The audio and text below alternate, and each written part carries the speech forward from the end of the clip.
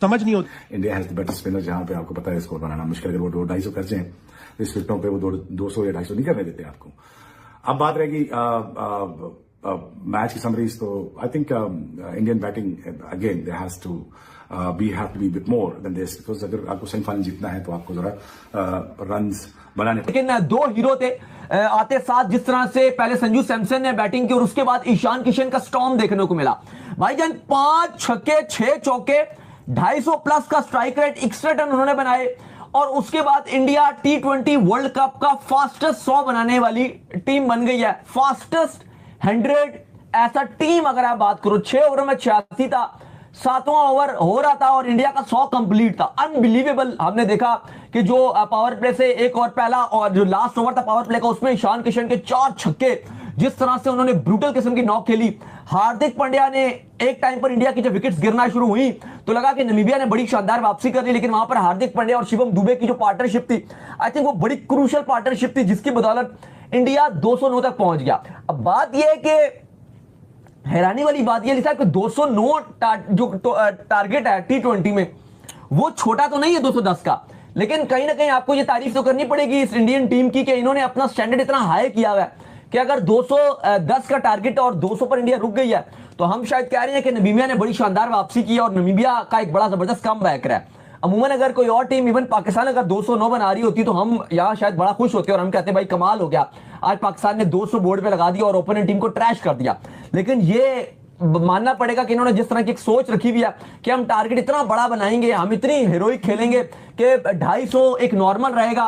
लेकिन अली साहब, ब्रॉडकास्टर भी इनको बहुत ज्यादा जो है ना वो सपोर्ट करी जा रहा है, प्रमोट करी जा रहा है कि 300 करके।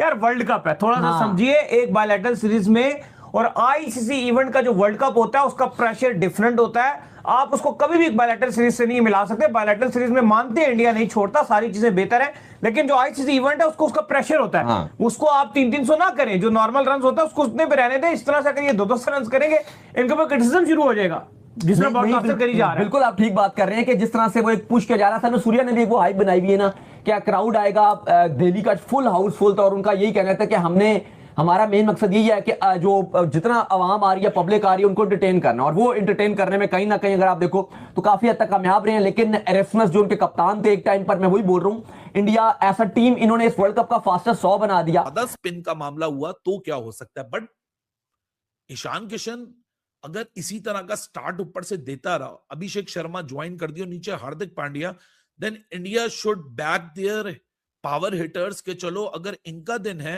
तो ये मैच को एक तरफा रख देते हैं। जैसे मैच शुरू होते ही ईशान किशन ने अपने इरादे साफ जाहिर कर दिए थे।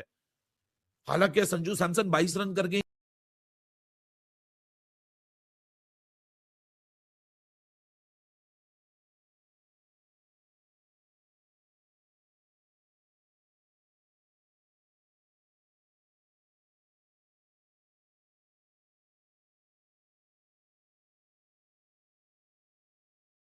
जिस तरह वो फैंटी लगा रहा था अभिषेक शर्मा, क्या प्लेयर है भाई।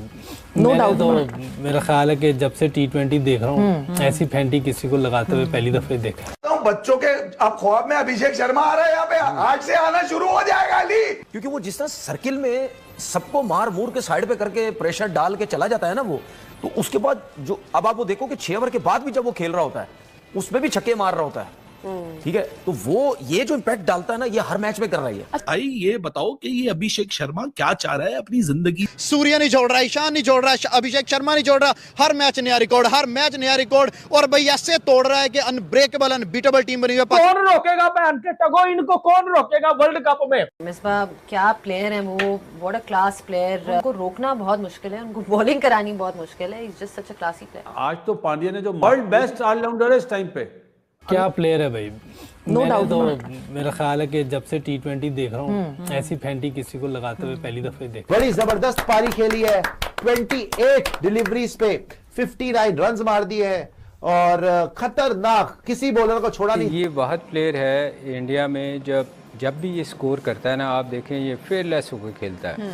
इसको ये नहीं होता कि मैंने रैंकिंग के लिए खेलना है। आई थिंक उनकी बॉलिंग बैटिंग स्किल एक तरफ रख दें, उनके अंदर जो एटीट्यूड है ना, जो तप्पड़ जिसको कहते हैं ना क्रिकेट की ज़बान में, वो उनसे ये परफॉर्मेंस करवाता है। अहम किरदार है। नीचे से हार्दिक पांड्या ने world 11, I am talking about world 11, if you make world 11, Hardik Pandya would be there in world 11।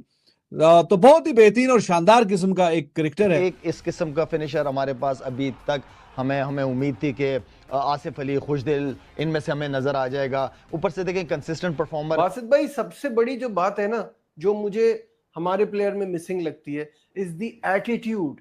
वो जो उसका एटीट्यूड है ना खेलने का, वो जो आंखों में आंखें डाल के और वो जो अपनी बॉडी लैंग्वेज से दिखाता है ना कि नो टारगेट इज इनफ या कोई प्रॉब्लम नहीं है, वो कमाल का लगता है। एक और ऑलराउंड परफॉर्मेंस की बात करते हैं। Hardik Pandya ball again another kind of player जो कि कप्तान कहेगा कि ये तो मुझे 11 में चाहिए क्योंकि फील्डर भी गन है। ओवरऑल आई मीन कहते हैं ना, आपको इतने सारे कंप्लीट पैकेजेस हैं उनके पास। और ऐसे प्लेयर्स को आप वो कप्तान अपनी टीम में रखता है जो जीतना चाहता है। बहुत आसान है ऐसे प्लेयर्स के साथ आपको ईगो का प्रॉब्लम आ जाना, आपका कोई और इशू, कॉन्फ्लिक्ट आ जाना।